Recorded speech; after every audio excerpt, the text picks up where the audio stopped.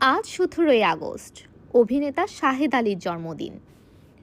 1974 সালে ঢাকায় জন্ম নেয়া এই অভিনেতা মঞ্চ, টিভি নাটক, সিনেমা আর ওয়েব সিরিজ সবখানে ছড়িয়ে রেখেছেন নিজের অভিনয়ের ছাপ। তিনি বেড়ে উঠেছেন পুরনো ঢাকার গলিতে। একদিন বন্ধুর হাত ধরে পরিচয় হয় এটিএম শামসুজ্জামানের সঙ্গে। সেই থেকেই জন্ম নেয় অভিনয়ের প্রতি ভালোবাসা। প্রথমে হতে চেয়েছিলেন পরিচালক, তাই টেকনিক্যাল দিকেই ছিল আগ্রহ। কিন্তু ভাগ্য লেখে অন্য গল্প। 2004 সালে একজন শিল্পী অনুপস্থিত, দায় পড়ে শাহেদের ওপর। সেই থেকেই অভিনয়ের পথে তার হয়ে যায় স্থায়ী যাত্রা। তারপর আর পেছনে ফিরে তাকাতে হয়নি।